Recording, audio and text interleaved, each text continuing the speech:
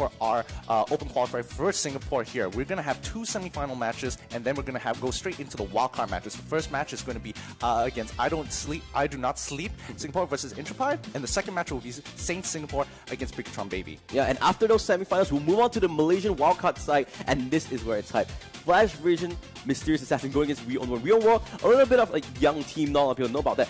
FVMYA, big organization, everybody wants to see them go through. Last split, or the first season of MPL, they finished as the best team in Malaysia. They beat out Air Asia Saiyan, and now because they've made so much roster swaps, they have to re-qualify through the open qualifiers again. And during the first qualifier, they finished 3rd place. That's why they're here in the wildcard. I mean, this is an important matchup because this is their last chance to actually make a spot in the MPL itself. Yeah, and we saw, right, we just broke down how much money they can actually win from MPL. And as a big organization like Flash Vision MYA, they need to get in, right?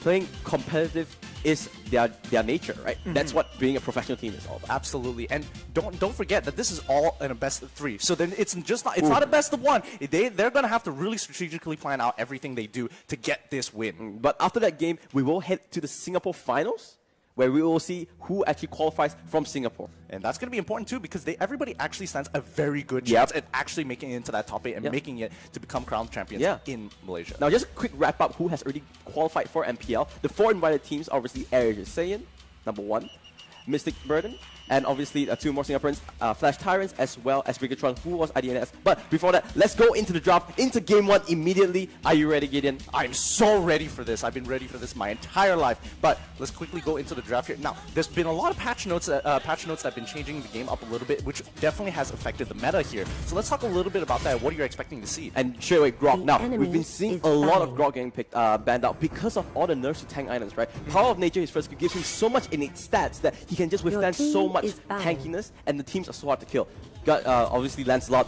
You kind of expect that, you know. Lancelot is such a really, really strong hero in his current meta, in all metas, because of his high burst and his mobility with his ultimate as well. Yeah, absolutely. And now with the new items as well, especially crit items for a lot of these marksmen, they've been coming back. They've been trying to make their way back because they're able to actually deal with a lot of these tanks. They start melting them away. Yeah. But that also means that auto attack based champion heroes do so much more as well. Yeah, that's why we're seeing a lot of Natalia coming out, but Martis banned out, very standard. So far, nothing out of the ordinary. Maybe an Angela coming in, or even a Gushen. Maybe a those Gushen are the standards. I want to see what they pick, right? What kind of strategies they go for.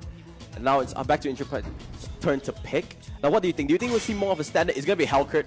Another one of them, because he's been benefiting so much from the new items, right? Absolutely. He is an auto attack based assassin, and with those new changes to the crit items, every time he crits, he does so much damage. Absolutely, but that still kind of leaves a couple up. That leaves Natalia up, that leaves Gushen up, and this is going to be important for Blue, especially for IDNS, because they're going to have the first pick as well. Yeah. So this is kind of dictating what the priority pick they want is for. Straight away, Gushen. There we go. We talked about it. So high value, he's just so versatile, high mobility, and his ultimate Intranes, he just resets all his skills. He can do so much damage.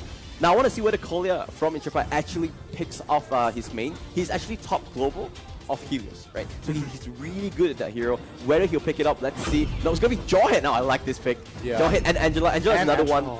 Very versatile hero. She just brings so much utility to the team with the global ultimate as well. Always have global pressure. So far, all these picks coming thick and fast, but it has been all what we thought about, right? The Harley, the Cho, so much of these heroes. Nothing out of the ordinary just yet from these teams. Yeah, nothing out of the ordinary. I like the Harley and Cho pick because they're so good at just pushing people out completely from the fight, completely negating somebody's effect, and then coming back in to pick somebody else up. But now they're going to be hovering over the Akai and also the Alpha. Yeah, I like this. Very in your face thing. You can see Akai, Jawhead, Alpha, or they have abilities to just go into your face, right? Ejector with the Jawhead just smokes in, and looks like Helios will be hovered over by INS, but this is really clear. I think the last pick on the side of Intrepid will be an Assassin, because I feel like they're a little bit low on the damage output side, but they have a lot of CC. Alpha, obviously, with his rotary impact, can just dash into any Lantine. It will be Saber getting picked up by IDNS. We've seen a lot of Saber, obviously with his ultimate triple sweep, just locks out one target for so long. And last but Kagura getting locked in. That was actually quite a surprise for me. I wasn't expecting a mage to actually be played this time round. I would have liked to see a bit more of a fighter assassin, because you can see that Intrepid's composition is clearly they want to fight and they want to abuse Angela's ultimate once she hits level 4. Yeah. Just using just starting a fight, thinking that the odds are in your favor, and then bam, she turns the fight just around, and you can instantly just take these small skirmishes, just completely flip the tables on these skirmishes. So very quickly, let's look. 2 Retributions, 2 Flickers, and 1 Petrify. Oh, interesting. Petrify. I like it, actually. And the other side, a little bit more standard, double Retributions and 3 Flickers. Now, do we expect a level 1 invade? I would like to say that they would like to try a level 1 invade, but is it worth their time? I personally don't think so. I definitely feel like even if they do invade, even if you, let's say, you have to get a kill at that point, and that's kind of dedicating a lot of resources. But the thing is that if you look on the lineup on the Intrepid, right, they have this 3 meat line, right? 3 people, Jawhead, Akai, Alpha, just they're so good in that one. But you know what? Enough talking. Let's go into the game. The first game of the day of the Singapore Open qualifiers between IDNS and Intrepid. All right, let's go straight into the game. Both teams are fanning out quite nicely here, but looks like they're going to take their time. Akai's going to go a little bit ahead to get some scouting. Helios is going to spot him out real quick. He's going to just take his time. Nothing much. Yeah, looks like they are going to go for it. Might go for it. Yep, they are bullying away. They want a jungle camp. Sunny Potato together with Mosh in this bottom side. They're going to proxy the camp away. Going to just make sure that the creep wave doesn't meet each other, so they have a little bit of push potential for themselves here. And they take away the early jungle camp to get the early AEXP, because I mean, even if you're even when you're in a solo lane, you get so much EXP, but the jungle camps just definitely pump you up to at least make it feel like you're in a solo lane. At least catch up with the experience with everybody else. Yep. Both of them.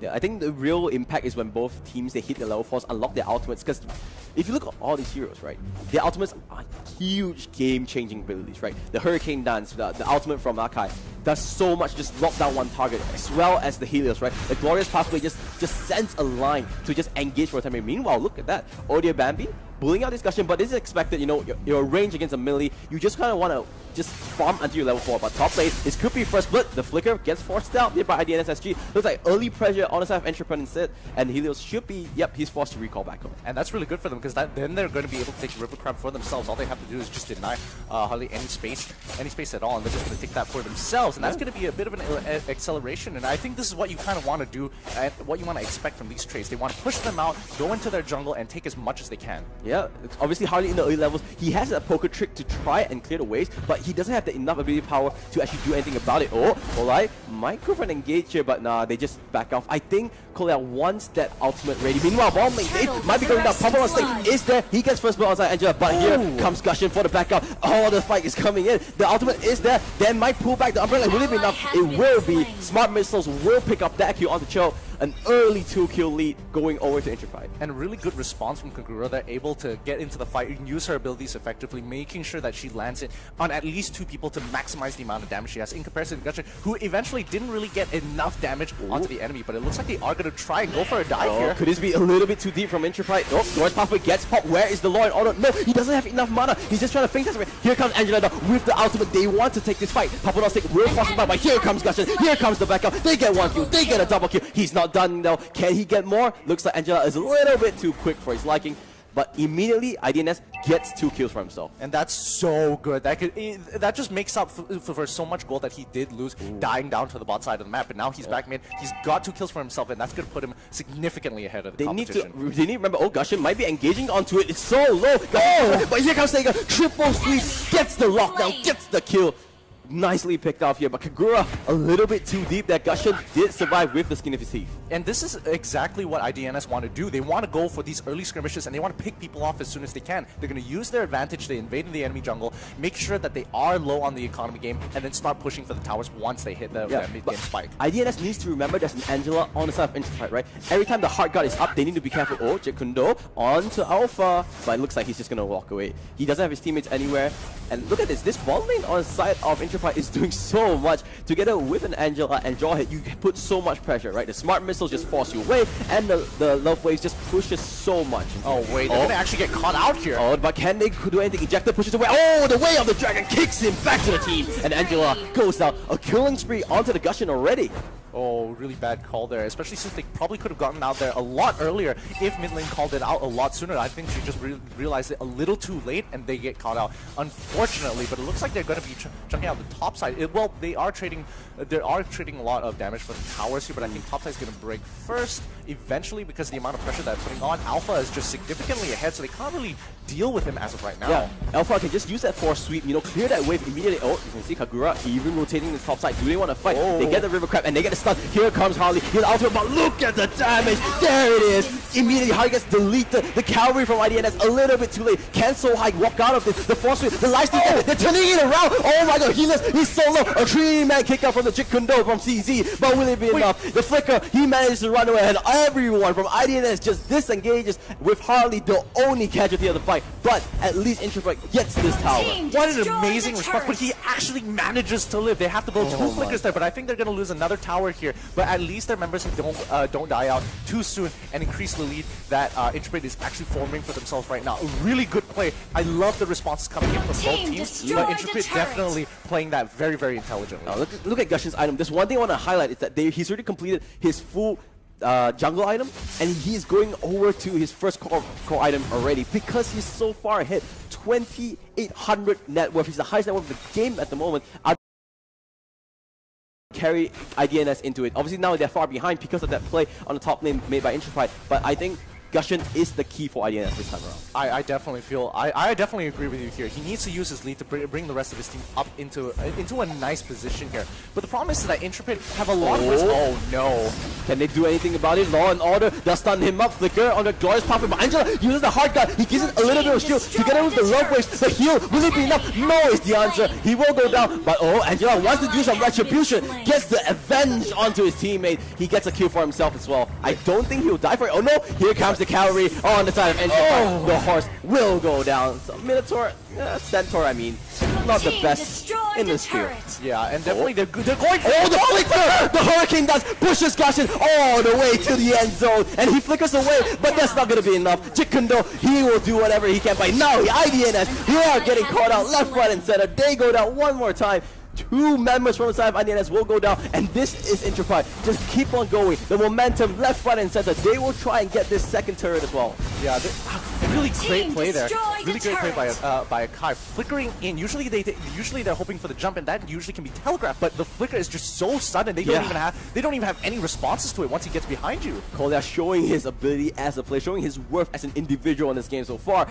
That play just opened up the map immediately, and look at that, 6,000 goal lead on the turret of Introfight. And now they're going to quickly farm up into their own side. They're looking to get Lord later on, but they need to win another fight or at least get a side wave pushing to pull the pressure off of Lord just so they can do it. But let's look at a quick replay of that. Kolya, my goodness, God, just flickering forward and getting the right pick as well. He got it onto the Gushin, and that's the most important part. Yeah, CZ tried to save the Gushin, but a little bit too late. And when it's 4 against 1, you don't fancy your chances. Absolutely. Now Kagura is actually pulling her weight here, sieging the tower, making it difficult for them to actually walk up without getting punished whatsoever. But I do not sleep have a real way to overcome Intrepid if Intrepid gets any further ahead. Oh, one more time, the Thunder Thunder into the Hurricane. There it is, the damage, but he's still alive there. K5 go down, Saber will be brought down. This fight is all over the place. They're trying to get for it. Meanwhile, Jawhead is in the backlines against Cho. Looks like everyone on the side of IDNS will be able to engage. Oh no, the Unstoppable Force knocks him into the ground, knocks him into the gray screen, and this will be another turret going over to Intrepid. And so aggressive, Intrepid understand that they have the advantage. They're going to push it as hard as they can. They've got my God. Here comes the flicker! Oh, the ejector was really close. He wanted to push the Chow back, but that's not. But here comes the overturn. Will it be enough? Deadly magic onto Kolya. Oh, the passive! Will it be enough? The hard wave, the heal! Oh, that was close. That was a little too much, but they've definitely pushed out and greeted out as much as they could. Koja! No recall there! The flicker into Law and Order. Glorious pathway. They're going all out, but they won't even get that kill. Koja, the swag walk away. Oh, that's so unfortunate. That must be so tilting, especially since he had to blow his ultimate to get that, and he still gets nothing out of it. Oh my God, IDNS, they're so desperate to do something. You can see CZ on that show trying to find a pick of Troy. Let's go to a replay of that fight. He starts altering, pushing him back, and now the rest of it. What I like here is he understands that he's going to die. His initial target will die, so he goes back, pushes the enemy away to keep them at a good distance, so the rest of his team can clean up without taking too much damage. And there it is, the ultimate. Oh, it wasn't even needed there. But I like this. You can see Sunny Potato on that jaw. He understands his ability is to zone, but here comes Kolia from the backside. Oh, the flicker. Oh, that was so close. Oh, but the ultimate, he catches on the 2, and the Saber uses it. They do not get anything whatsoever. CZ is on the back line, but what can he really do? Alpha, together with the whole team of Ancient Pride, just massacre onto it. A 3-man knockup from Chao, but there will not be enough. You do not have any damage on the side of IDNSSG, and the only surviving member is Harley, and looks like Ancient Pride, they want to get this game 1 in the bag. And this is not going well for IDNS, because they've created a 10k, even 11k for the side of Ancient Pride, and it looks so grim for IDNS unless the ultimate. That's a huge mistake. There comes the Unstoppable Force, the ejector, just a little bit wide, but this should be game 1 going over to Ancient Pride. And what a game, Gideon. Wow, what an incredible first game. I love how Ancient Pride just really understands what their comp wants to do, when the power spikes, when they have an advantage, and how to push that advantage. Yeah. I kind of feel that they were greeding a little bit too much and didn't get punished too hard for it, which was kind of unfortunate. I think they need to relook. You know, Ancient Pride played a really clean game, but in the early stages, IDNS, they were in there. They were in there, but let's look at the game screen. Let's look at the final score really quickly. And I think the MVP, it has to be Kagura. It's just the amount of damage she pushed out entirely. And she wasn't even picking up the kills. It was just to chunk them out enough for the rest of the team. And look at the items that he was so far accelerated. And even though he's not the highest net worth, he was the most, in that game. Look at the damage dealt, 29%. So a lot of damage being dealt from the Kagura. The ultimate, he was really on point every time he put that umbrella. He catch at least multiple members, and that would just swing the fight over in the favor of Ancient Pride. Absolutely, and I think this is kind of why this particular team comp works so well. They go for these skirmishes that even if you get picked, Angela is there to pick you back up, to buy you enough time for the rest of the team to respond. Yeah, right now, if you're IDNSSG, what do you think, do you just change up your plan, or do you just say that, hey guys, that was unfortunate, the game plan is good, it's just that our execution was a little bit wide? Well, it's kind of one of those situations where you really have to consider whether or not you're mechanically able to pull something off that requires such a high execution, or go back to something that is consistent, a team fighting composition looking for fix and big fights. Yeah, obviously when you pick a Gusion into this, they want to revolve the team composition around the Gusion. And they even, to be fair, he got that acceleration in the early stages, but they just kept on getting picked off left, right, and center, and the team rotations coming up from Ancient Pride was so good, right? You could see they went to top lane, they went to bottom lane, and then they went to mid lane, just everywhere on the map. Yeah, they just opened up the map so much more, just to make sure that IDNS has no way of getting out of the race. Yep. All right, so let's look at the highlights of the game really quickly, just to do a quick recap of it as we get it onto the screen really for you. Just there you go, that's the highlights. So this was the early stages. I can see the team rotations from Ancient Pride was so early on, but IDNS, they were in there in early games. Absolutely, and they were trying really hard here in the early games to make something happen, but a very good response from Ancient Pride. But they do get punished later on, and I think that's one of the big parts. And just Angela able to pick up the revenge kill. This is why Angela is so meta. Her global ultimate is just so utility-wise is insane. Honestly, all three of her skills is just so well run. The pop-up on stick can just tether onto someone, lock someone down, and you get healing from Love Waves. And the global ultimate, like you said, Heart God just does so much. And this was the play that opened up the map. The flicker into the Hurricane, that just knocking Gusion all the way back into the end zone. But can you look at that? This fight just opened up the game for them. Yeah, absolutely. And the map just completely wide and open. They had no tier 1s. They had no tier 1s left. Tier 2 topside was completely destroyed. And then they kept fighting in the jungle. And I think this was kind of the issue with IDNS's composition, because they want to fight in the jungle, but also because Intrepid was so far ahead, it became detrimental. And if you look at the lineup of Intrepid Pride, right, they have the lineup that wants to fight in closed areas. They have the Archive that just wants to fight in small areas. They have even the, Alpha, right? Force Swing hits an AoE, and obviously the Kagura as well. Yeah, and this is just the definition of what you want to do in a team fighting composition. Like, you have the skirmishing abilities, you have global ultimates, but also you're able to take these big fights when you have the advantage. Yeah, I mean, they did what they needed to. They built that advantage in the early game, and then fought in areas that they had advantage on, right? Small areas, small enclosed areas, so whenever Kagura uses ultimate, she could just hit multiple members. That's why we kept on swinging, right? The umbrella hitting so many members in team fights. Yeah, I think it's just so important to understand how the team composition works, especially with IDNS. They were trying to get the early lead to make them believe so heavily in the beginning that the mid game is pretty much game over. But in the end, it came down to Intrepid just playing it slow, lessen the bleeding, get even trades, and they'll eventually just completely outscale them. Yeah, with that being said, that is game 1. It's a best of 3. Let's not say like IDNS is out of it. We will be going on a commercial break really quickly, but we will come back into game 2. Just a reminder, MPL Season 2 is brought to you by EGG and Moontoon. See you in a bit.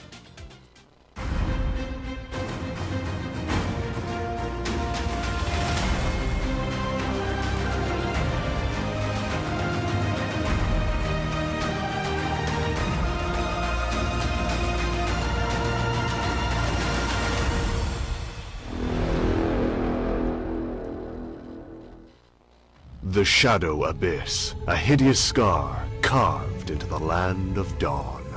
Innumerable demons lurk within its depths, plotting to devour the light and plunge the world into darkness. Selena, these maggots seem to have a problem with you.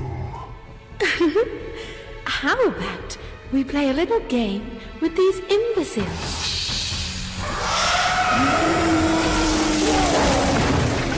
Oh, how tedious, Bissy. Don't you think you're a little too serious sometimes?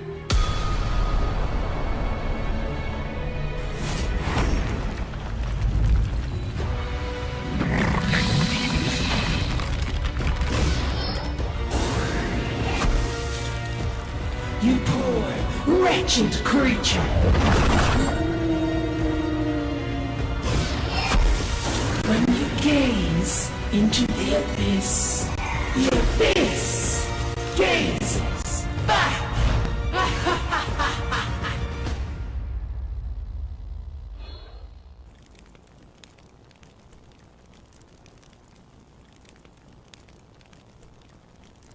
Love and hope are the two greatest inventions.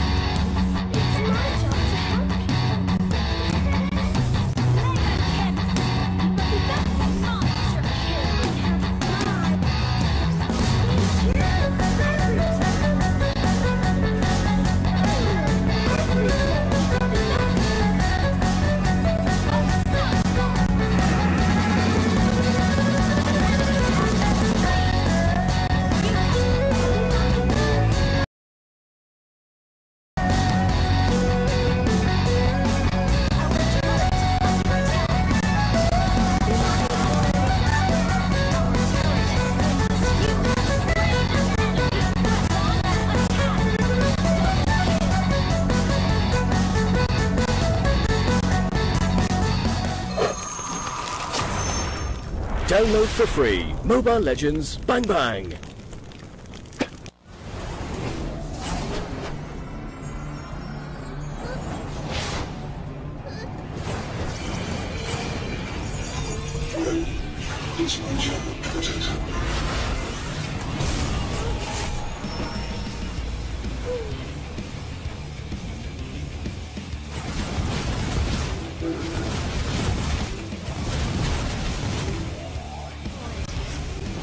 Request backup!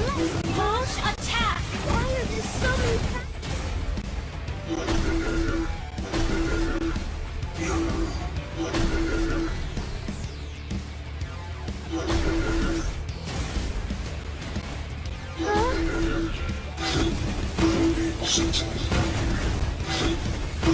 All bad guys.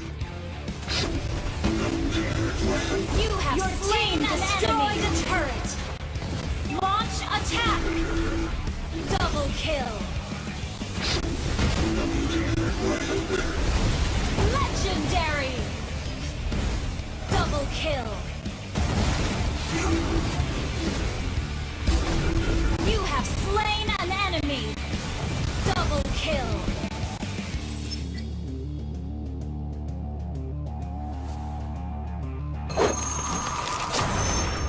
Download for free Mobile Legends Bang Bang.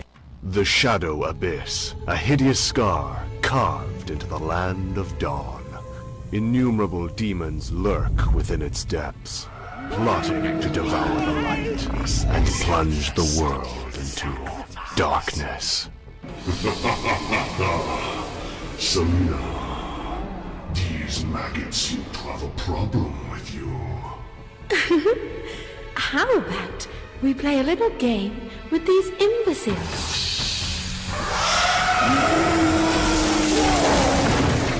Oh, how tedious, Bissy. Don't you think you're a little too serious sometimes?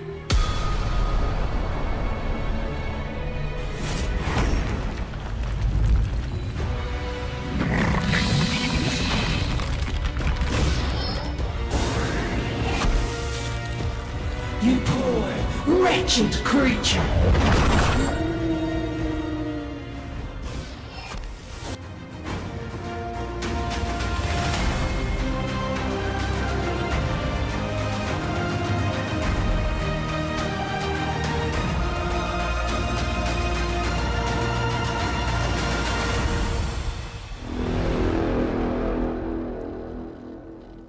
Hey guys, and we are back.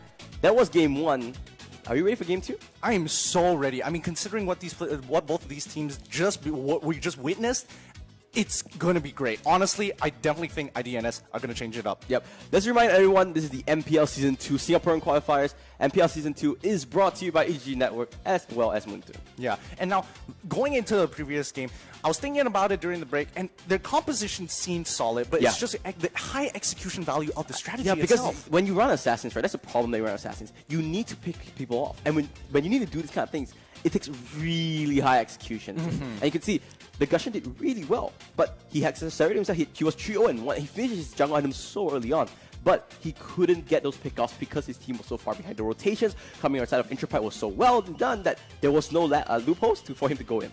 Absolutely, and I definitely think Akai was just shutting him down so many of these situations. I think they need to think about maybe banning out the Angela. Angela was really well played. Yes, the Kagura was good, but Angela with the Heart Guard, right? The global ultimate just stops Assassins so much. When you have that shield, you have that heal as well coming in.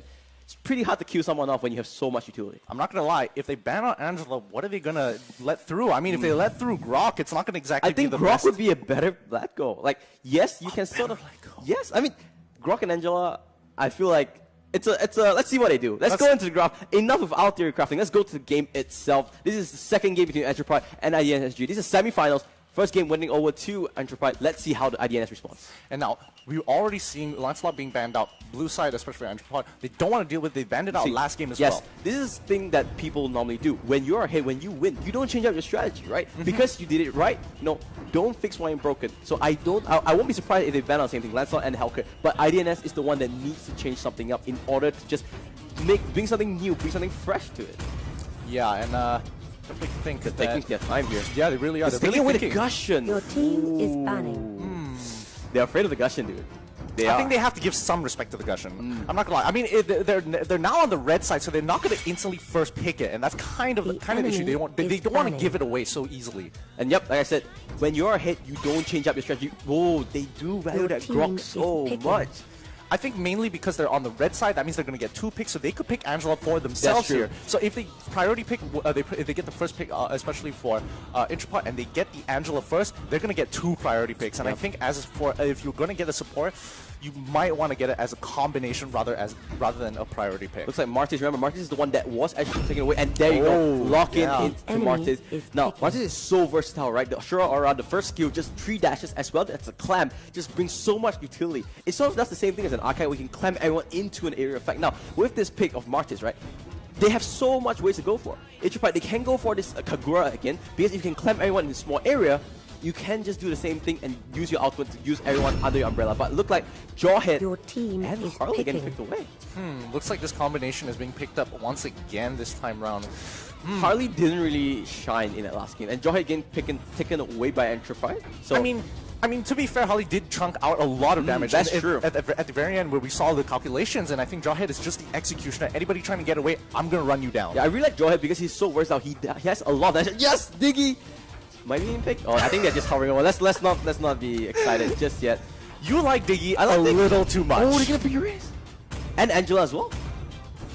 Ooh, off meta picks. Oh, now the question is, I mean, it's kind of off meta, but you don't really know just yet because this is the new hero. Yeah, it's just been introduced. I want to see how they pull this off. Yeah, I mean, we'll have to see, but it's gonna be Diggy as well. I really like Diggy. The ultimate just does so much. You can reset the whole team fight with Diggy. You know, Time Journey just gives a shield and gives magic immunity, so no one in that area can be stunned or at least CC'd in any way.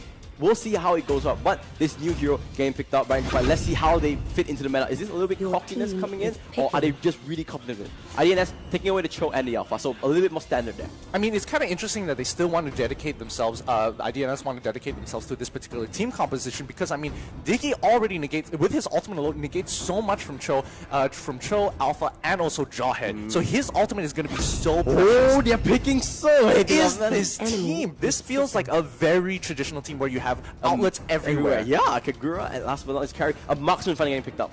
Yeah, that's exciting. I want to see how they actually do this, but Intrepid showing that they have versatility, they can pick something other than the normal meta heroes.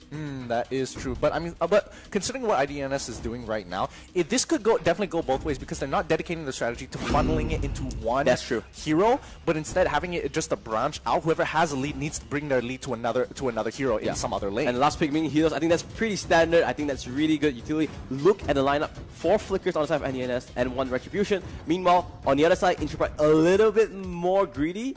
Maybe not 2 retributions, obviously on their both carries. It's interesting to say.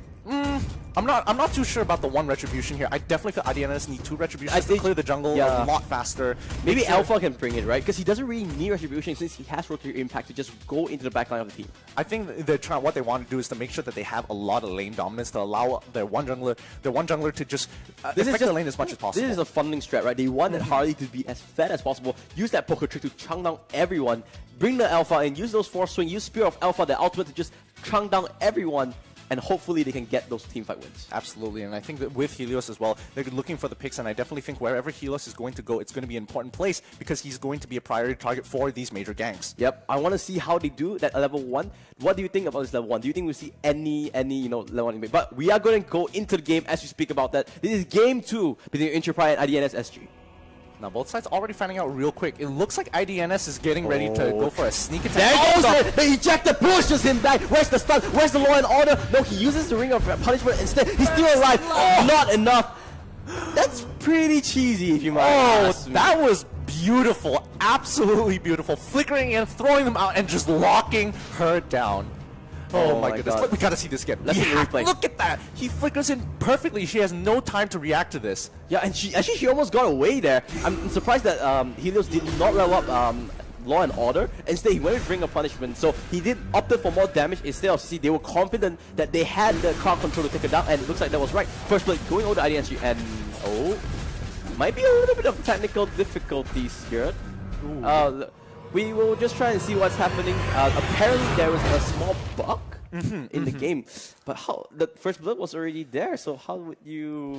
It's a little rough. It's a little rough, but you have to commend how good that play was. That was really good. It was really well organized, but then the bug came in. So we don't know what's gonna happen. But as much as we get that information, as soon as we get that information, we will relate to you guys. At the moment, we're just a spectator as much as you.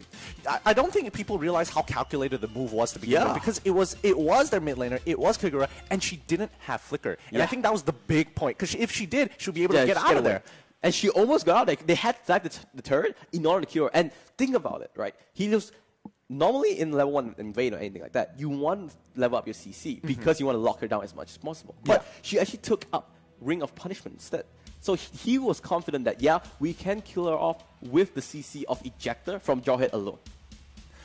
I mean, it's pretty bold worlds here. I honestly think because based on how their team composition was designed, they had a lot of slows to begin with. So he didn't really need to have the hard CC if he really wanted to. That's true. I mean, he could have, but he wouldn't be able to clear the jungle fast later on if it does not work. So I think it was a pretty calculated and smart move to actually go for it first, the second ability first, rather than go for the stun. Yeah, that's true. Now, let's talk about carry really quickly, right? The marksman. Now, whenever a team wants to run a marksman composition, they are dragging it to the late game. They need the 2 or 3 items before he can really come online. You know, early on, this is where assassins shine. So IDNS, they have this early window, right? This 5 to 10 minute window to just accelerate the game as much as possible, take away the game, and stop the game before carry comes online.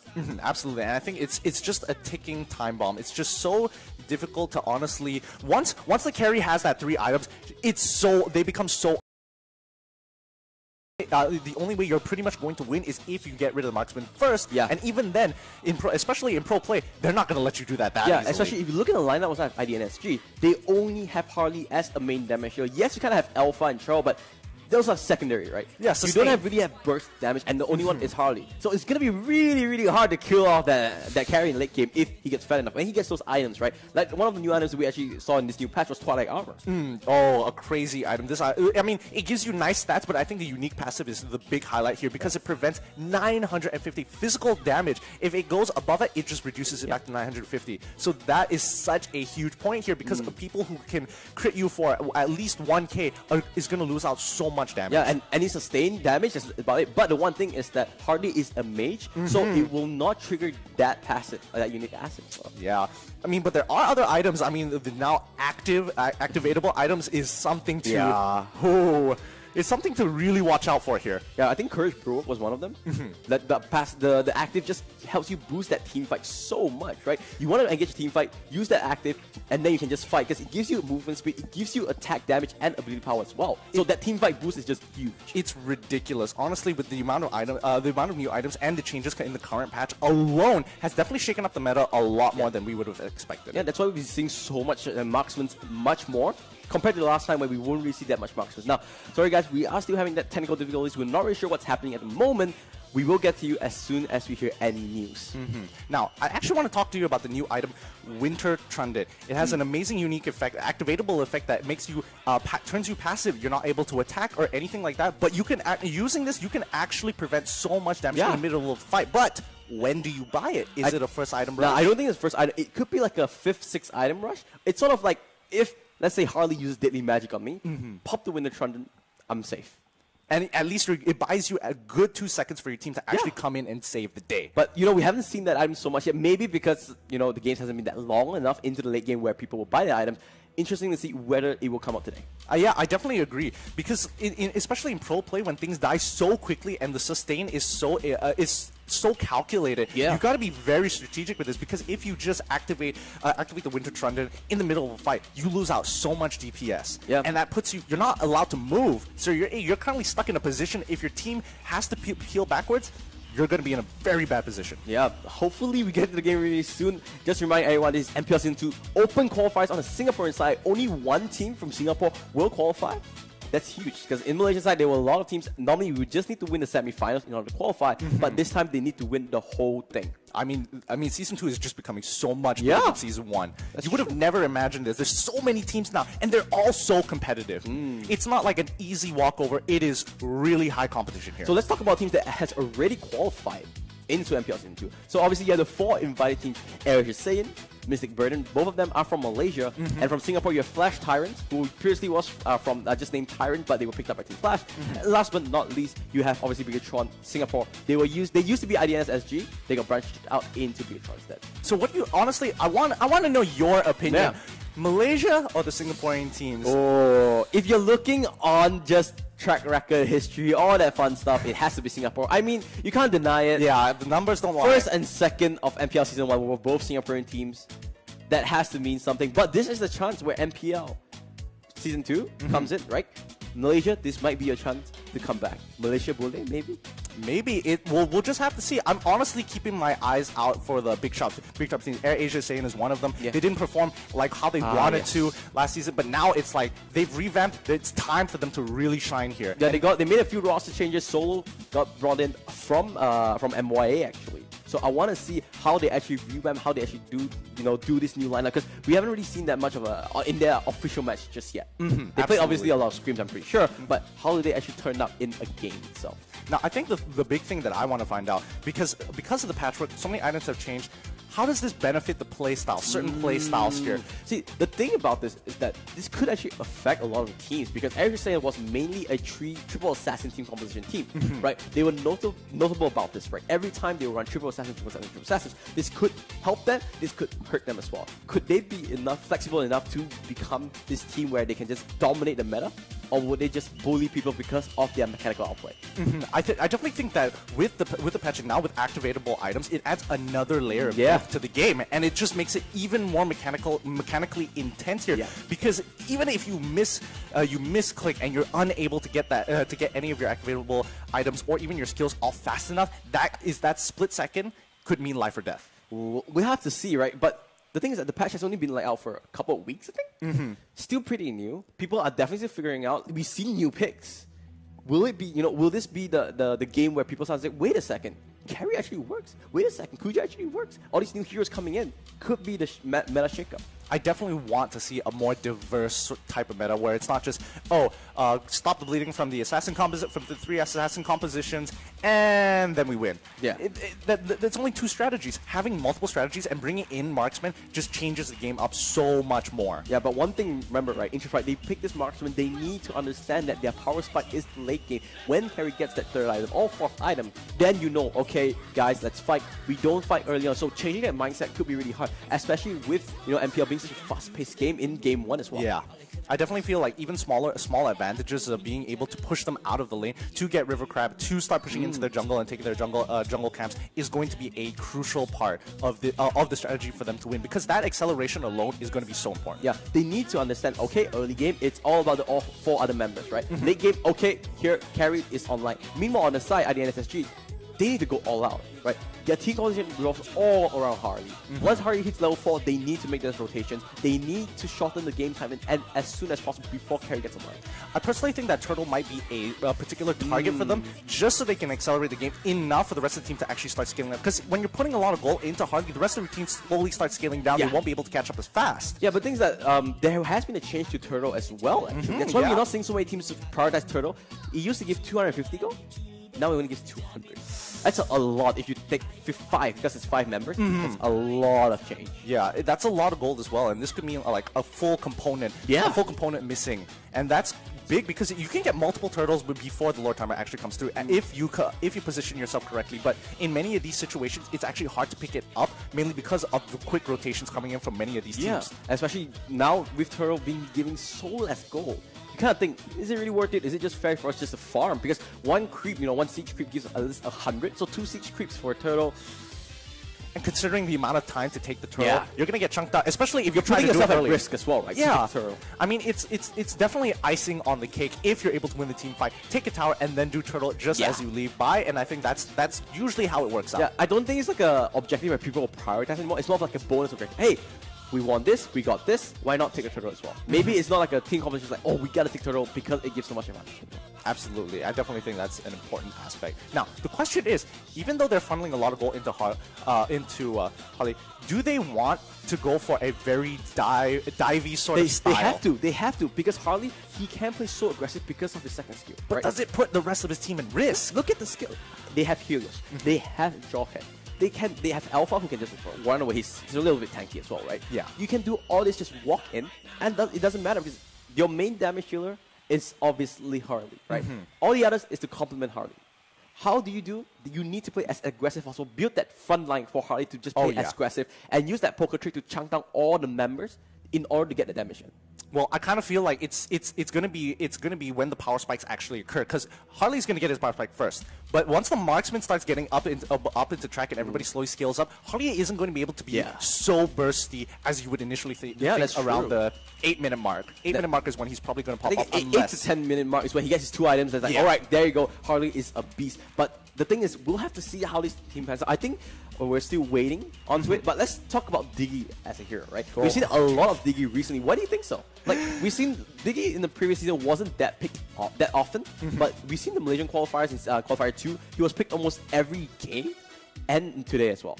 I mean, naturally, his stats isn't exactly the best, but in terms of what his kit brings to the table, it's just so efficient. It's one of those supports where you don't have to worry about him too much. He dies, he has his passive, he turns into the egg form, he casually walks away, comes back up, and is ready to fight again. And I think that's a huge part of why Diggy is useful. Not only is the utility from his skills amazing, and his ultimate allows him to disengage fights, re-engage fights as well, but also he dies, comes back to life, the fight continues. And the main thing is when you're in passive, you give a vision to that area. And vision in this kind of game is really important, right? When you don't have any like sights or anything like that, when you have that passive to just walk around to see where the enemy is, it helps a lot. Definitely, especially when you're not going to get punished for it. You just walk into the jungle. Oh, I spot out a couple people. Oh, by the way, we don't want to be in this part of the garden. So that's maybe one of the reasons why so much Diggy's coming back up. Now, why is Grok getting just banned out? We haven't seen any Grok in that often in the previous season of MPL. I mean, Grok recently has been making a huge resurgence, mainly because he's able to control space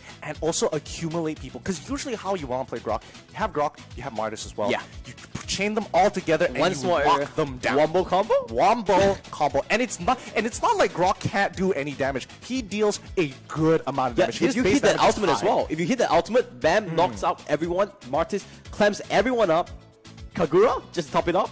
And I think that's why people want to have something like Diggy on their side. Because if they are caught in that position, I can at least use their ultimate. But the only issue is that Grok is specifically good in this matchup is because he can create the wall, control the space, so even though you're not getting CC'd, you're all in one space and we're all going to chunk you out. Yeah, the Guardian's Barrier is so huge. Whenever, you know, a team wants to disengage, pop the wall, that's it. We will be going into the break really quick. We are trying to figure out what's going on, guys. So sorry about this. Just want to remind you, MPL Season 2 is brought to you by EGG Network as well as Moontoon. My name is Matthew. His name is Gideon. We'll see you in a bit.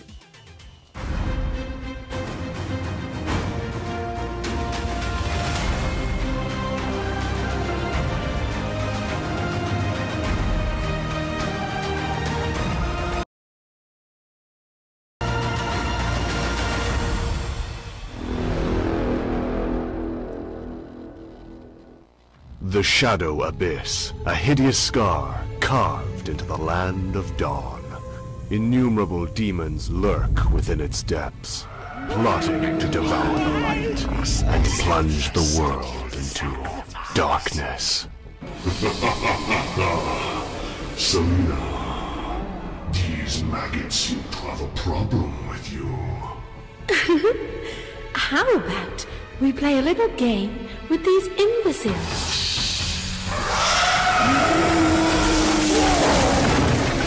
Oh, how tedious, Bissy. Don't you think you're a little too serious sometimes?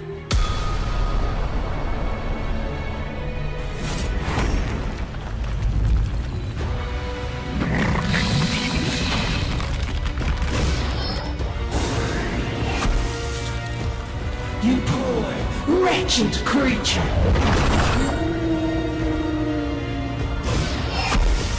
When you gaze into the abyss gazes back!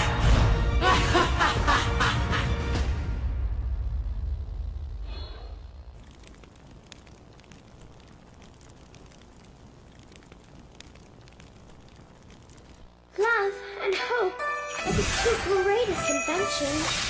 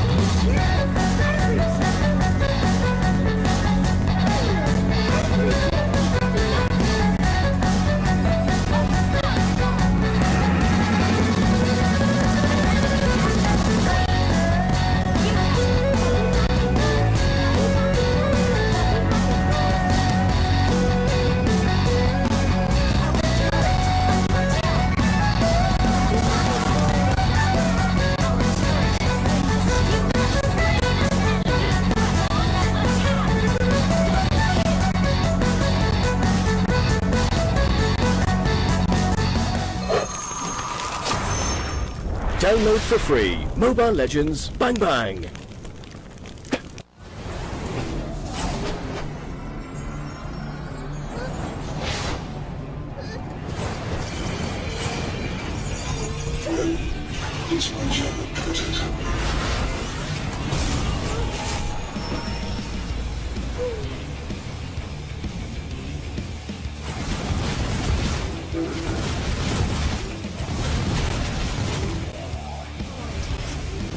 Request backup!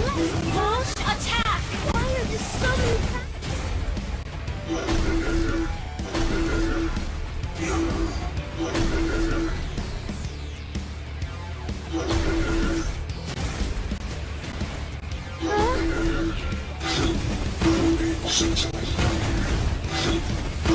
All bad guys.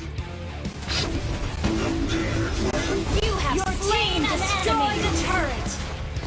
Launch attack! Double kill! Legendary! Double kill!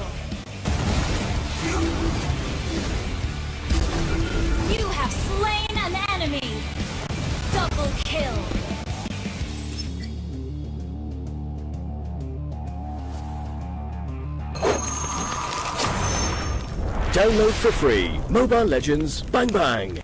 The Shadow Abyss, a hideous scar carved into the land of dawn. Innumerable demons lurk within its depths, plotting to devour the light and plunge the world into darkness.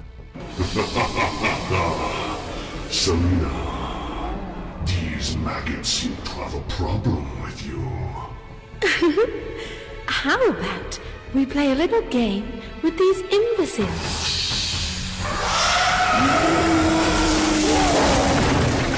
Oh, how tedious, Bissy. Don't you think you're a little too serious sometimes?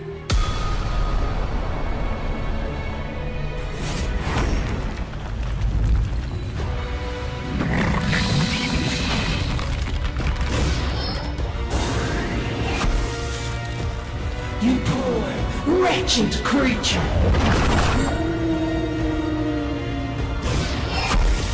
When you gaze into the abyss gazes back.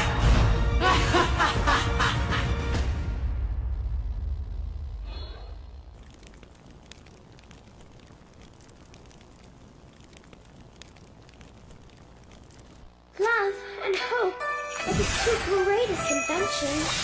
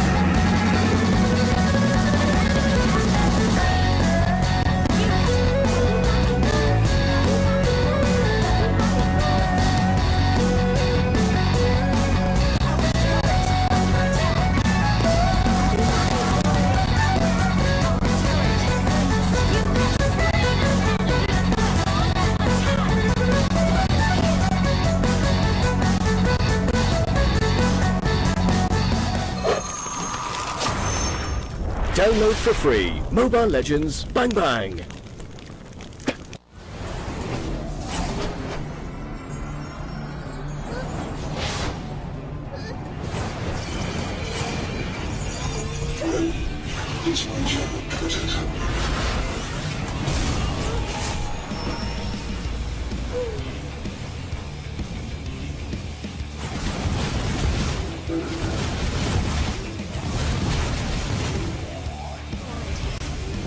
Request backup.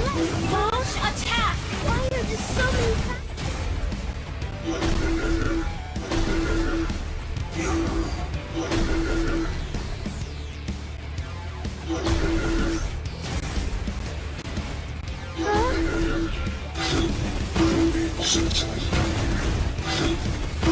All maggots. You have slain and destroyed a turret. Launch attack. Double kill. Legendary. Double kill. You have slain an enemy. Double kill.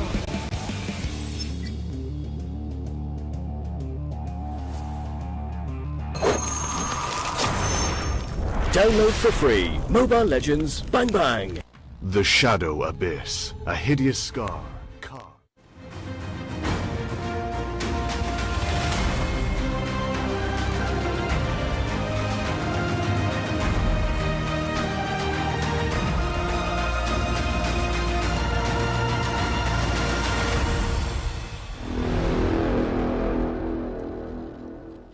Hey everybody, welcome back to the stream. My name is Matthew, his name is Gideon.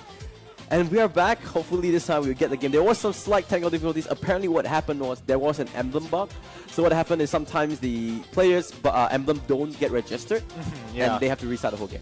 I mean, it's a small inconvenient bug, but I mean, it's kind of important. You need to know how these teams are actually Emblems going. are pretty important, I would say. Yeah, very. You gotta make sure you know who you are. Just a quick recap of the day so far. This is the first semi-final of MPL Season 2 qualifiers. This is Singaporean qualifiers. So this is the first semi-final, as I said. It's IDNS SG as well against Intrapride. Yeah, not to mention that this is all brought to you by the EGG Network and also Moontu for making this all happen. Now, I mean, looking at the drafts, I'm expecting them to do the exact same drafts here. Yeah, they're going to go head-to-head once more, but could it be better? Oh, I don't know. That level 1, though, that was so well planned. Yeah, it was. It was so cheese. I'm not sure whether both teams are going to say, oh, here, have that skill. I don't think so. I think they're just going to restart the whole game again, but it's such a shame. At least we got to see it. It was honestly very impressive. But then you have this mind game. Will it do it again? Is it going to happen in another lane this time? So they have to do something. But I think all the picks are the same. But there are actually some heroes that are not available today. So which ones are there? The four rework. I mean, this is just the general rule, especially on a professional level. You're not going for the first 2 weeks when the new hero is released. You are unable to play in professional play, and this also goes for the reworks who won't actually be part of the competition until later on. One of them happens to be Gord. Yeah, Gord. Obviously, we don't really see that much, but maybe the rework could be coming into this new meta, maybe something like this. So we've seen so many heroes, right? Kaja, Carry coming in as well. I'm surprised to see Kaja. We'll see whether how he uses his Gale Force to engage a fight, right? And the ultimate Divine Judgment just suppresses the target. Can lock down. Maybe he can lock down that Harley and just make him not able to escape. I think that's going to be the major point here. It's going to come down to not misclicking his portrait here, because the moment he misses that ultimate, it's going to be game over. I mean, those are mechanical issues. I think they should be able to overcome those things, but I think I kind of see the Kaja come this time around. The ultimate does kind of counter Harley in a little bit of way, but we'll see in-game how this actually comes out. Yeah, this is going to be important because, I mean, they're investing a lot into Harley here. So much. And if he doesn't pull his weight, it's just going to be a lot of waste of time. Yep, that's true. But we are going into the game already, so hopefully this time there will be no bugs. What do you think? So let's just do a rundown of today one more time before we go into the game. This is the Singaporean qualifiers. Today we'll have 2 games, 2 semi-finals. This is IDNS SG against Intrapride. Right now. After this, we'll have another semi-finals. It's Saints SG against Bistrom Baby. So that's another matchup that we'll see. And after that, we'll have the wildcard qualifiers between FBMYA and We Own World. That's the Malaysian side. But enough about that. Let's go into the game. Finally, hopefully there's no more bugs. Let's go. Game 2 between Intrapride and IDNS SG. Absolutely what I love to see. No more bugs. It looks like both sides can be finding out real important here. Jawhead getting in position. Are they going to pull this cheese off again? But it looks like Diggy, is kind of in an awkward position here. Pan over to Diggy. Diggy maybe going to walk away. They are actually engaging. Oh, he saw. He survives. Yeah, he survived. He was really, really low. But IDNS SG, they're not done yet. Ejector comes out. Here comes the flicker. Oh no! Cho as well. Ninja makes him knock up, and there it is. First blood going over to IDNS SG. Playing really, really aggressive. Getting cheesed once more by IDNS. What a great start. At least they got back their first blood, right? There you go. Immediately, Diggy gets back. But one more time, knocks him back, knocks him up. One more. Can they do it? Can they find the damage? I don't think so. But Carry returning the damage. The passive is proccing. One more auto attack will Ejector. Oh no! A little bit of a misclick coming out from Jawhead, but Carry, you can see the damage in this laning phase because both of the laners are melee, so you can see that a little bit of advantage going over the Carry. Yeah, and once again, Harley in lane, he's just trying to push this lane out, trying to quickly get to that level 4 as soon as he can after he pushes the wave. Oh, wait a minute, this is aggressive. Aggressive play coming in. Harley is really, really low. Can Odia Bambi control that umbrella enough? Looks like he will back up. I think he's waiting for that ultimate. Yeah, once she gets the ultimate, it's going to be way easier. She's going to get level 4 from this. But it looks like Harley will play a little bit more safe, going to farm onto the jungle instead of returning into this lane. Wait a minute, is he? I think he's going for the... Oh wait. Mono coil. Nah, I think he's just got a little bit of damage here. And there you can see Kaja with that first skill, first ability, just forcing everyone away because of that ring. I mean, once you get hit by the ring, you do get a significant slow, so you probably don't want to mess with it. Yeah. It's like so far, it's, yes, there was the first blood. Oh, Kagura might be walking into the top lane. He's just lingering in the jungle, stealing away the jungle ability. Meanwhile, IDNS, this bot lane is just struggling here. I mean, they needed the early kill advantage, which they have, so now they're just going to wait their time until they hit level 4, and once they do, they're able to go for the picks. Well, Harley is here. They might actually bait out this River Trap. Do they want to start it off?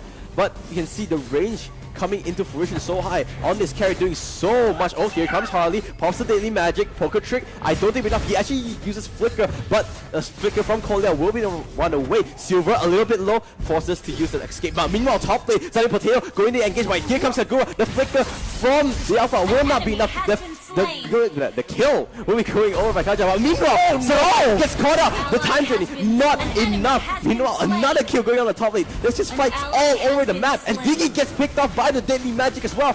Everyone just going all out in these early minutes. Oh man, and this is an important early trade here because now both teams have actually successfully evened out the goal differentials. Because earlier, I definitely thought that Intrapide was going to have such a big impact here. But let's quickly look at the replay just to have a look what exactly happened on both sides of the match. Insane fights. They're just trying to trade here. And as you can see, they're going straight in here. And the most important part is that final ultimate that Harley was able to do using the poker trade. Get back out, easy dive for him. Yeah, get that kill, get that dive. This is why Harley can play so aggressive. He can just go in and out so easily. But Intrapide, they're not that far behind just yet. They're actually still with the goalie 300 because maybe now they can actually do something about this.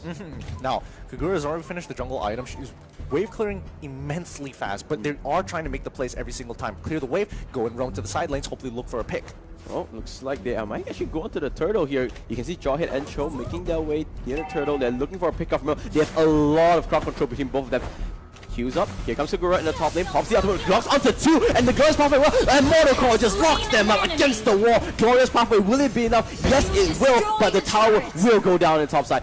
Oh, IDNS. Here comes the Unstoppable Force. Lands on the carry. Ejector. Will it be there? Reverse time. Will pull back the Jawhead. The auto attacks is there. And carry so high. Doing so much. He's trying to reset. The egg is there, but he won't really do that much. It looks like it will be a 1-for-1 trade across this bottom lane fight, but that top lane turret go down. Intrapide with that lead now. Definitely, and that was so good. The great outplay just to make sure that they don't bleed too reverse much time, draws back the show, but he does have Shimpo and Ninjutsu. Looks like it will be all okay.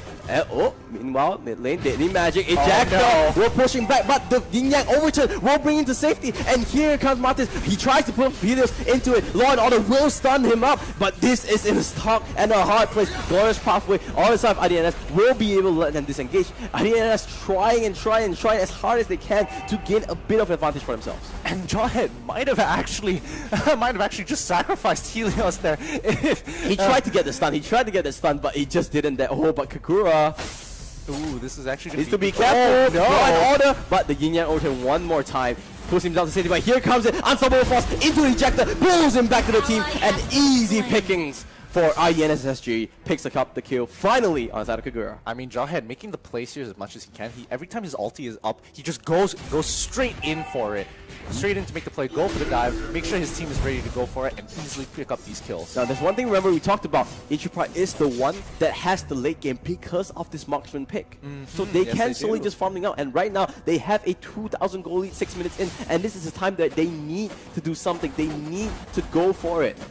Yeah, I definitely feel like once it hits the late game, it's gonna come down to how Diggy plays. Yeah, Diggy, both the marksman and Diggy plays, because if they don't work together, if the marksman gets caught out by Cho, it's over. Yep, he's gonna get knocked out of position, and you're just gonna lose so much DPS. So Diggy needs to be there to babysit the marksman when she's starting to kite around. Harley is here. They might be looking for a dive. Actually, to be honest, IDNSSG has been really good in his bottom lane, getting a lot of kills, but they did not get a tower. They are rotating down to the mid lane. They might look at Kagura. Unstoppable Force should be up. Will they go for Oh Dear Bambi? Here comes the poker trick. Where is the knockback? But the whole team of Intrapide is in the backside. They go for the Kagura, but here comes the knockback. Will it be enough damage here? Here comes Helios as well. He's trying to run away, but there's no way. Martis will sacrifice himself. The Wall Dragon will pick up that kill. Oh, Flicker forced out by the Alpha, and the Ejector pushes Odia Bambi back into the team of IDNSSG. They'll pick up 2 kills off that engage, and now they at least get a little bit of hope. But meanwhile, Carry just taking down his bottom turret. I mean, this is how... Oh, wait a minute. Flicker knocks up. Where is the way of the dragon? Does he have the ultimate just yet? And he's going so low, but the knockup is there. The crowd control is enough, but will it be enough to kill him now? Oh, the ultimate. Can it go? The smart missile. He's taking the tower. He's trying to juke him now. It will not be enough. It will be a 1-for-1 trade. It was so close. Carry did phenomenally there. He almost had to survive. Oh my goodness. Cho survives with a sliver of health, and Carry goes for the outplay against Jawhead. That is so unfortunate, but really well played by Carry there. Ring around Rosie was being played there. Oh, time bomb. Almost there. Doesn't gonna land here, but Helios. Ooh, this is just full-on engagement. IDNS really into this game. You know, they were not far behind as compared to last game where they were just kept on falling behind. At least now it's a little bit more even. Now they're cleaning the waves again. Once again, Marta's having to sacrifice his life previously. He needs to catch up in terms of the goal to get his team in a nicer position. Looks like they're gonna clear the bot side, but reverse time will pull back Cho, but looks like they do not want to engage onto this just yet. Remember, they want Carry to be farmed at the moment. You know, he has 4,000. He's not too far behind, but his items, I'm pretty sure, is not ideal just yet for fighting. It looks like there's going to be a rotation. Are they going to get picked off here?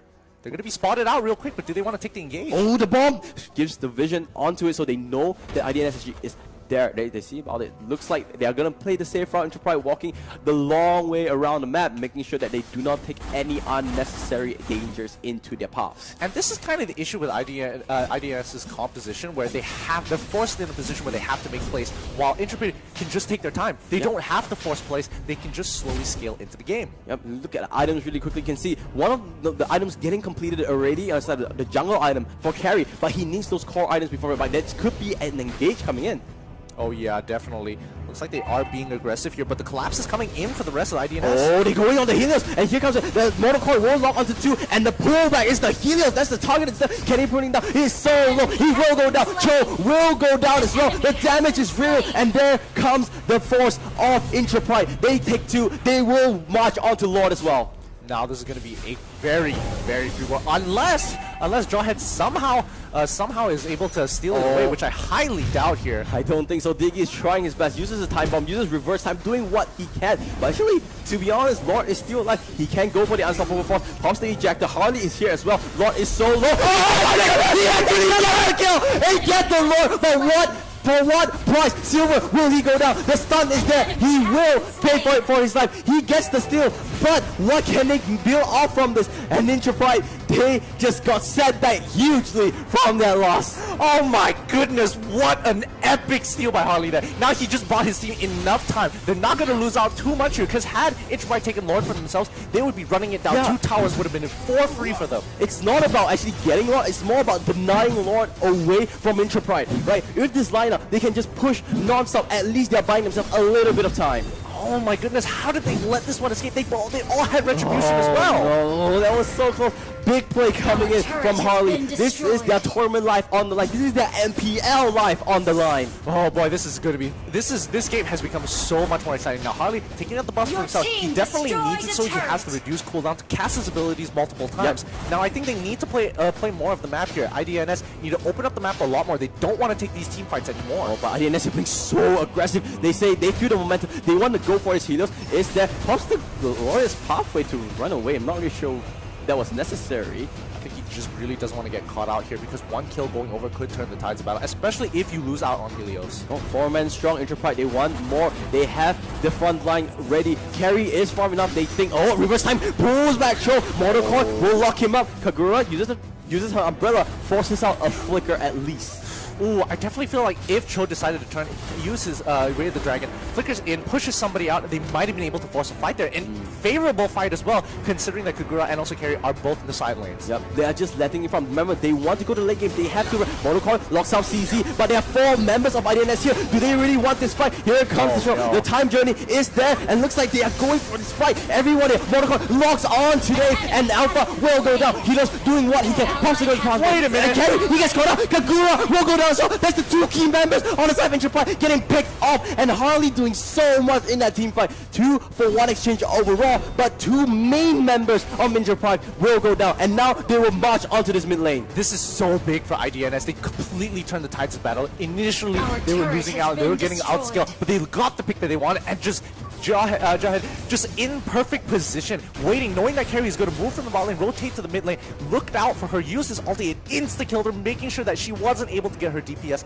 in the fight. That was so well played by IDNS. We didn't even see what happened. How did Harley actually pick up that kill on the side of Carry? Most probably it's just a straight up burst with the magic and poke trick. But I want to see where was that positioning, where was Carry, and that kill alone, big turnaround. super big. And now this is going to put them, this is going to even out the scores a little bit more. As you can see, 31k to 32k. It's a slight lead, but it's not big enough to really create an item gap. And I think that's what they want to do. I think this game is all even Stevens, to be honest. This is all about who catches out who, to be honest. I want to see. This game is close. Yeah, this game is real close. Now, Lord is coming back up in 15 minutes, and this is going to be important because they need to make sure they correct the waves, make sure that it's naturally pushing. Oh, John Hit gets knocked out by the reverse time. He will pull him back, and this could be the fight. This is a small choreo. They pull him back all the way, and he will go down. Goes past for that. But look at Carly. He's so low. Diggy, will he go down? Yes, is the answer. But here comes the Mortal Kombat. He will not lock onto anyone. CZ trying to run away with the Shimpo. There goes the lock. Kagura will pull him back. They want more though. Oh, looks like the escape will be there from Harley. But look at that. Alpha is pushing, trying to shove that wave on the top of the map. Meanwhile, Enterprise tries to steal whatever they can away. They will try and take down this middle turret. Oh my goodness, what a great fight there by Enterprise. Noticing that there was a discrepancy in terms of just the numbers alone, they instantly pulled the trigger on it and they just want more. Look Harley, at them. Harley needs to be careful. Mortal Kombat, maybe. No, they are going to play safe. And oh my god, there goes the knockback. They try to keep JP alive. He will be alive. He flickers now, and now they pull back Helios. But Helios, he's staying alive. One more time, ejector, pulls by Mark. Attacking on the front line, doing what he can. He's winning the fight. Reverse time will pull him back. But Harley is doing what he can. Diggy goes down with 2 the auto attacks of IDNSG. But Harley, he once more pops the deadly magic. Where's the poker trick? It is not enough. The Yin Yang Overton will pull Kagura into safety, and he will stay alive. Cho, oh, be careful with that. But guess, look, Gideon, Lord is alive. A Lord is alive, and that's going to be big here because they want it back. Oh, they want this. Oh, they get it. They get the pick. They get the pickup. They pull him back. But looks like Harley, he will be able to survive. This is going to be the best. Oh, he gets away. He actually gets away. And Carry turns it around. Here comes Sohai. This is the late game. Welcome to my town. Carry doing what he can. He's going for it. He wants kills. He wants the blood. He wants vengeance. Here comes Helios. They need to back up. Pumps the Glorious Pathway. Tries to allow him to run away. But looks like Helios will pay for it with his own one. Glorious Pathway. Will it be enough to save himself? Here comes the reverse time. Pulls him back to the hands of Carry. A killing spree for Enterprise Marksman. Absolutely beautiful, abusing her as much as you can, finally having the items that actually go. She has the life steal, she's able to kite them out, she has so much damage underneath her. They need to give Soul some respect. We said it in the beginning of the game. If this game goes late, it's all about Sohai and that carry pick. Alpha, Dave, get out of there, Dave. It's not safe. It's not safe. You're in the wrong side of the neighborhood. Mortal calls him up. The knockup, everything is possible. Reverse time pulls him back. Mega kill streak on the side of carry. And now they're going to be pushing for the objective here. Can they do this? Oh, wait a minute. One more time. Pulls him back. But that's not what they want. They want the Harley. Can they take on the one? Joy is so low. Carry, he's like so aggressive. He's going 1v4 practically. He's going up. They don't care. They want the objective. They get the top lane turret instead. And now they can march on to the tier 3s instead. There's so much pressure coming. Look at the damage! Oh, he gets pulled back, but he's not. They're not going to go straight on this. They're actually going to take their time, play methodically, start taking away the junk. Lord is up, by the way, so they want to be playing for that big objective. This game is so close between both, and you can see Diggy's contribution. This is why Diggy is picked so much. The reverse time just pulls back anyone who tries to escape. And yes, you might be Mora, but if you're tethered in, there's no way for you unless you just wait for it out. But that itself it feels like a stun. So that just traps so much of IDN's as just members there, and now they are caught in a real tough pickle. Yeah, and just the synergy from Diggy and also Kagura. Kagura slows them just enough so that Diggy is able to get the time back on them, and then just gets pulls it. Oh, they see it pull back one more time. The whole team of IDNSJ is split, but look at the map. Carry is still in the base. They do not want to take this fight. Jawhead is there in the front line. This is gonna be bad. They need to wait for Carry. They need to wait for Carry. They don't want to make any mistakes. Eyes on Helios. Eyes on Helios. He's right in the back. He could go for a flank. He go for a flank, but look at that. The one is getting caught out is IDSSG. Jawhead gets locked up. Will there be enough damage? Alpha is there, and as well, nope, not enough. One more time, pulls him back. Monocore locks him up. There is it. They don't even need Carry because they have the numbers advantage. There should be Cho going down. Obviously, he's off screen. Oh, looks like he should be able to walk away there, but to be honest, that doesn't really matter. Kagura will be coming up from the flank. Monocore, there will be the lockup. They're trying to kill off this Cho to get us down. Decimate just kills off the target. We'll get the reset as well, and this should be Enterprise going for Lord. Oh, but can they do it again? Can IDNS? Can they steal this one more time? They're not even in the vicinity. Don't think they will try to engage on this. Lord is just going down so quickly. Kagura is there to make sure they see everything, and no chance whatsoever Lord will go over to Intrapide, maybe ending this game. Oh, one more time though. Look at the damage, look at the flanks. Everyone, Ejector comes out just to push Alpha back to safety. IDNS SG clearly in the back foot right now. Yeah, definitely on the back foot now. Once Lord starts coming up, it's going to be hit, but there's a huge wave mid. They could siege them down. I mean, Lord's going to be coming to the left, to the top side of the map, so all they have to do is push bottom and mid, and they're going to have a 3 pushing waves, and it's going to be so difficult to protect all your objectives at once. Now, there goes the Lord. He gets caught up. They just need to wait. They need to be patient. No reason to throw this game away. Yes, you have the lead, but late game is all down to one mistake, and this could be the mistake. They catch out JP on the counter. The flickers, the 3-man knocker on the Jakundo. Where did it? By the time journey just disengaged the whole fight. They want more. They want it. This is it. They sense it out. They push back the thinking. But here goes fire! Man! Oh god! They catch everyone. They get the whole college. This is it. They can't go for it. Killing spree on to Martin. They get one more. This fight is going all over to Intrapide. They can do what they want, IDS SG, but Intrapide doesn't care. The support on the side of Kaja picks someone, and Time Journey is back up. Harley, the last member alive, the last standing member alive of IDS SG. It will not be enough. They will march onto this top tower, this top side of the map, with Lord, with the whole team coming in together, knocking onto the core just to get that last game to secure themselves a final spot in the qualifiers of, the open qualifiers of MPL Season 2. Oh my goodness, an 0-2 with Intrapide taking the win over IDNS. Oh my god, that 5-man Mortal Core, it looked like there was a chance. It looked like there was a chance. Let's look at the stats really quickly, you know. Let's just regroup, we could calm ourselves.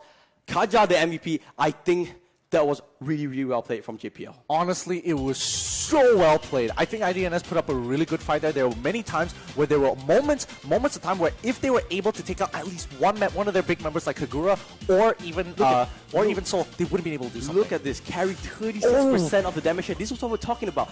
They need to try and end the game before the 10 or 12 minute mark, because once carry gets those items, you don't have anything to counter it. It's just so difficult. I mean, they were betting on Jawhead to always put the pressure onto carry. Yeah, to be fair, Jawhead played a really good game. I feel, you know, he was always using his unstoppable force, his ultimate whenever it was available, and the ejector just pushing every time back to his own team to try and kill him off. Oh my god. Let's look at the highlights. Honestly, just need a breather, taking back how many plays that were being made. That was really close. Let's look at the highlights on this game. Early on, it looked like IDNSG had the advantage. I mean, it was bad. It was getting really bad for Intrapide at a certain point here, as IDNS was being very aggressive, using their early game abilities to really punish them here. Yep. Oh my god. Talk about that. But the pickoffs coming in over and over again. IDNSG early on, they seemed like they were in this fight. They seemed like they were in this game. But at the late game, once they entered the late game, that was pretty hard. Yeah, once the late game came about and once Carrie finally had her 3 items, it became very difficult to actually do anything in these situations. But look at the outplay by Soul here. So high, just juking left and right over the towers. He did at least get a 1-for-1 exchange for it. Yeah, he played that so well, making sure he's weaving in those but look at Kaja just dragging the map, dragging healers all the way back to his own team. And just because of that, it just disrupts the team so much that it allows Intrapide to win team fights all in out. Yeah, I think definitely. That retribution from Silver, clutch. This play just put them back into the game. I think if they lost out Lord, the game would have ended so much quicker. Oh yeah, definitely. I highly agree with you there. Yeah. And I just want to see that 5-man. I want that Mortal Core, 5-man Mortal Core, just 5-man Mortal Core. Yo, that fight looked like IDNSG had that chance, right? They were chasing out the carry, and even Marcus was so far away from the map, but 5-man Mortal Core clamping up. The one more combo came to fruition, and just like that, no chance to come back. I mean, it was so close as well, because had he been able to pick them off, oh, the damage. Just look at the damage here. And once Diggy activates his ultimate, nobody's going down. Yeah. Oh, God. I want to make a small correction on my side. I kept saying Yin Yang Overturn. The skill is actually called Rasho's Umbrella Feed. So I'm just sorry about that. But this was it. Bam! 5 people. So beautiful. I mean, just look at the amount of people he's chunked out already. Just looking at the back. Oh my god. And everyone was solo. This fight, I think that Mortal Core alone just saved MVP. You know, yes, Kaja was the real MVP in terms of his utility, but that play, it was just play of the game. Oh god. My goodness, just really outstanding plays here. Wasn't expecting, was pretty much expecting something of the sort to happen, but not like this. This was insane. The plays were so good. Jawhead's setups were incredible. Yep. Now with that victory, this will put IDNS out of the tournament, and unfortunately, they will not be back in MPL Season 2 after winning the first MPL. You know, the organization, that's a huge hit to the organization. Even though the players are different, when your organization doesn't qualify for the same tournament that you win, it's a huge hit. But congratulations to Intrapide. They will be playing the winner of the second semi-final, which we'll be playing after this, after we go for a short break. So what do you think about this so far? Let's look at the brackets really quickly. 2-0, IDNS SG, unfortunately, will crash out of the tournament. Next up, we will have Saints SG against Bigatron Baby. Ooh, this is going to be an exciting game because we've seen Bigatron actually have another team as well already in the competition. So having two of those teams together, having that much information working together, man, that's going to be like a powerhouse. Yeah, you know, we've already seen so many like group up teams. I think Asia Saint and Asia Reborn is one of those. Will we see a Bigatron sister brotherhood coming in? Ooh, that's going to be really interesting, right? Oh, yeah. That could be interesting. But now, obviously, that's the end of the first game. This is the end of our first cast. My name is Matthew. His name is Gideon. Remember, MPL Season 2 is brought to you by EG Network and Moontoon. We'll see you in a bit.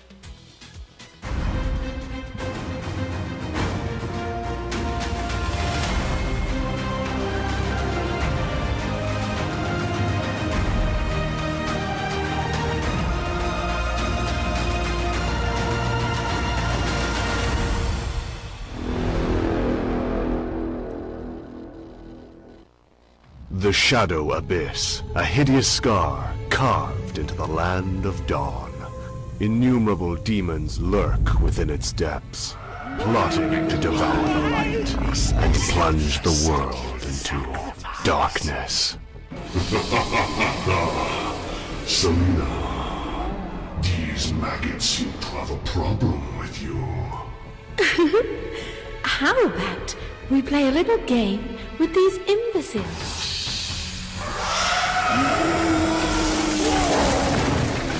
Oh, how tedious, Bissy.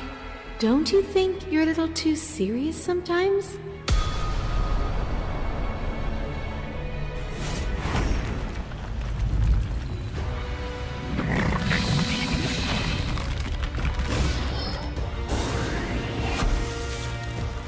You poor, wretched creature!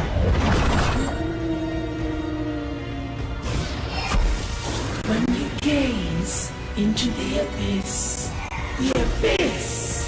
gazes back!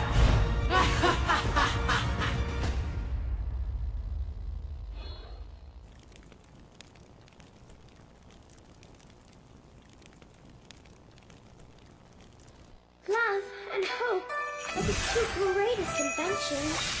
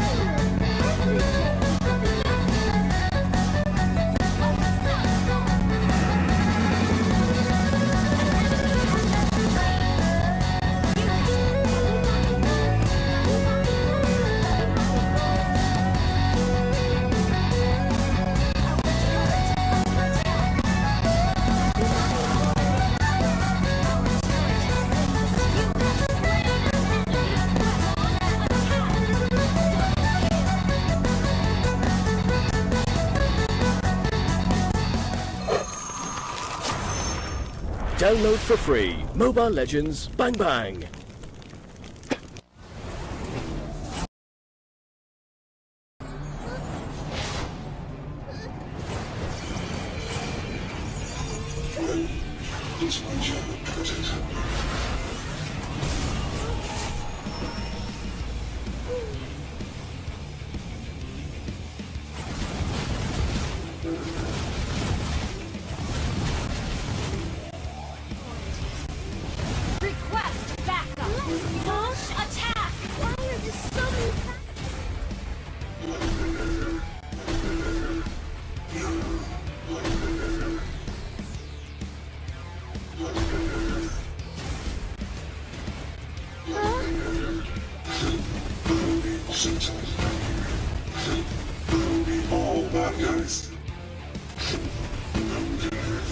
You have attack! Double kill! Legendary! Double kill! You have slain an enemy! Double kill!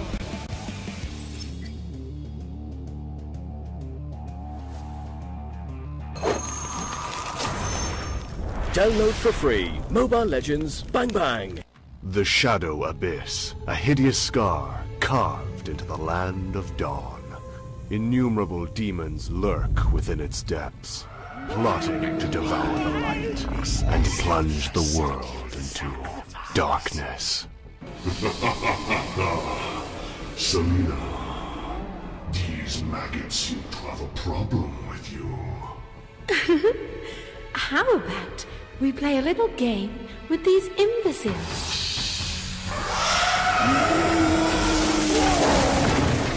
Oh, how tedious, Bissy.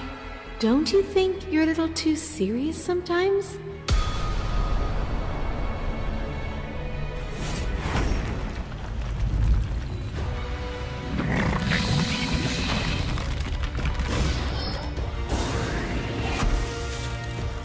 You poor, wretched creature!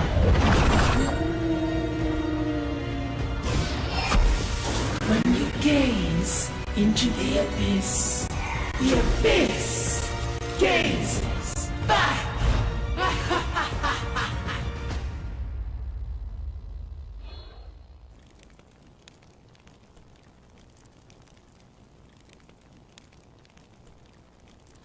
Love and hope are the two greatest inventions.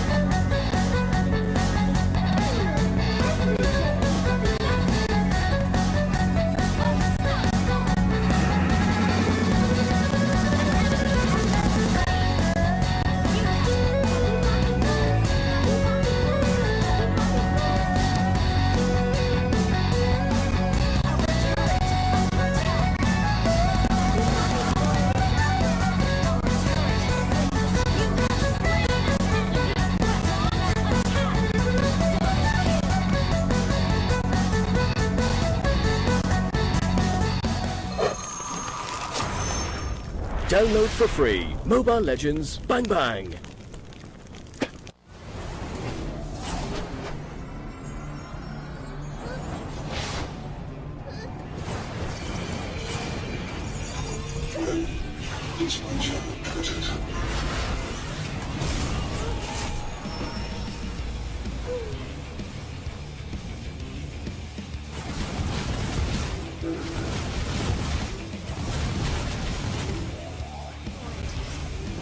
Request backup! Launch attack! Why are there so many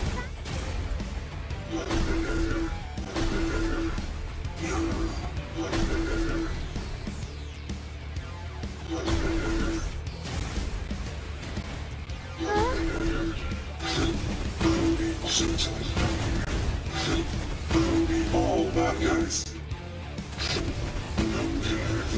You have slain and destroyed the turret! Launch attack! Double kill! Legendary! Double kill! You have slain an enemy! Double kill!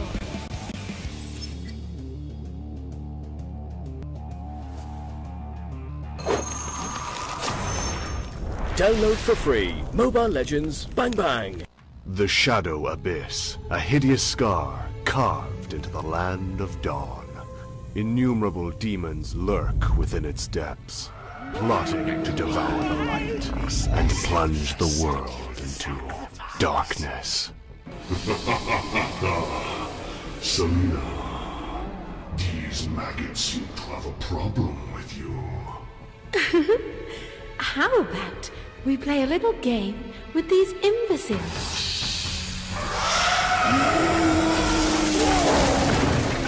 Oh, how tedious, Bissy.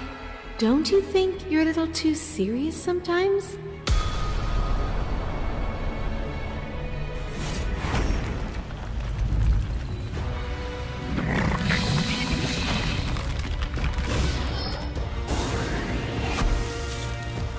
You poor, wretched creature.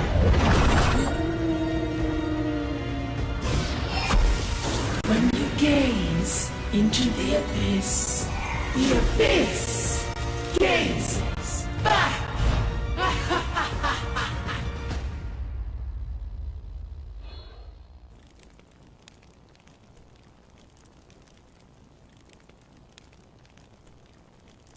Love and hope are the two greatest inventions.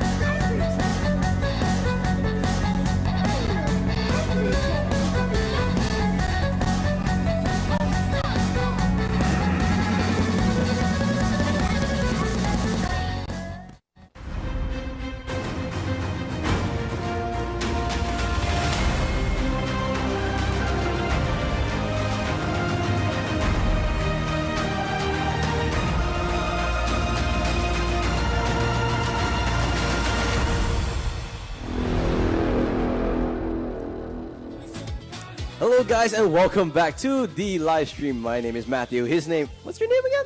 Fatal 5-way. His name is Gideon Q. I'm just joking. We just saw the first game of the day concluded. Congratulations to Interpride. They beat out IDS SG. Just to remind you guys, MPL Season 2, MPL SG. MPL Season 2 Singaporean Qualifiers is brought to you by EG Network as well as Minty. But I don't know if you guys are excited or not because this upcoming next semi-finalist game is going to be against Saints SG against Bigatron, baby. Oh man, I want to see that. Now, Saints SG is particularly a little bit more hyped because I've been our nice producers have been giving us a lot of information. We're thankful about that. Thank you so much, producer. Telling us that Saints SG actually comprises a lot of members that are really, really good, well-known members like top globals. You have Ben, one of the best majors in top global, not even our server, in the whole world. Exactly, and that's pretty impressive considering his position where he's able to play this. And there's other people also trying to get that top spot, but he clearly is an outstanding member. Yeah, and in the team. Ace as well. He was the MVP of MSC last year when he was on Impunity, right? So can see a lot of quality coming out from this. But can Bigatron Baby come out from this? They are obviously a little bit the Day versus Goliath card. Can they pull off the insane and repeat history? Well, it's hard to say for sure because this team is so highly dependent on how they play, how they draft, and I think the game is pretty much, the strategy in the game is pretty much decided in the pregame itself. In that pick ban, it's so important. I want to see what do they do. Normally when we see lesser known teams, especially in the best of, it works better if you're best of one, but it's the best of three. You can still sort of cheese them out, right? Find that one composition, get that one win, and then hopefully you get another win to secure yourself into the next place. Yeah, I mean, a whole lot of this comes with momentum. Once you win that first game, you've got the hype, you've got the blood pulsing through you that you just want to win that next game. You've got the motivation. Do you want to cast that next game, Gideon? Do you? I do. Okay, I do too. I'm just checking. But yeah, I can't wait because that first game got me amped up. That second game between both teams was hype, dude. Everything, you could see the desperation. You knew when both teams really needed to take the fight. But I think you can see that Interpride, with that quality, did outshine at the end of it.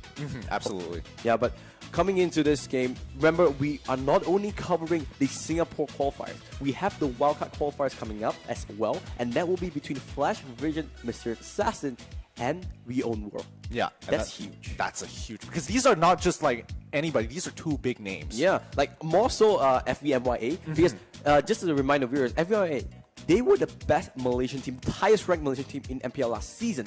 Right, but because they cannot secure back 3 of their original members, they have to play back the open qualifiers. And in the open qualifiers, they finished 3rd place. That's why they're playing in this wildcard. And think about it.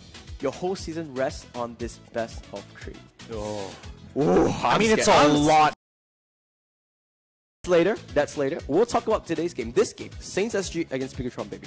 What do you think about this game? Do you think we'll see any new picks, or do you think it's going to be standard Mandarin?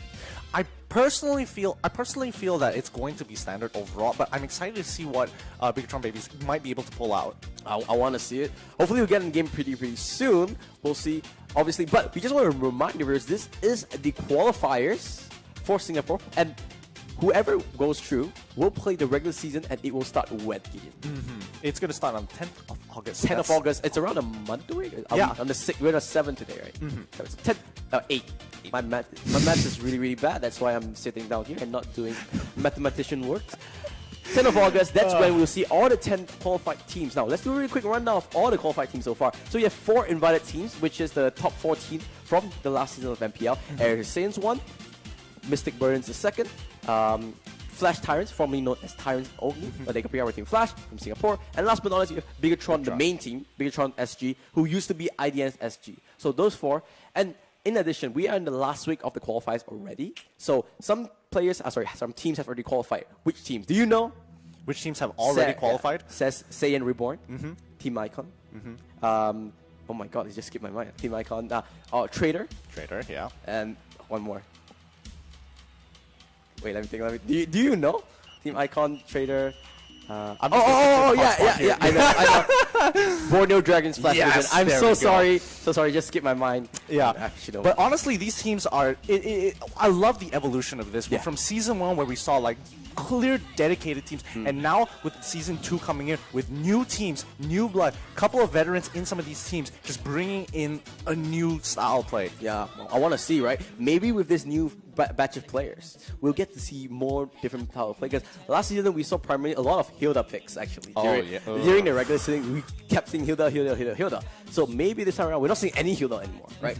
Maybe this time around, new players, new picks, new batch. That's why you want to keep on recycling, keep on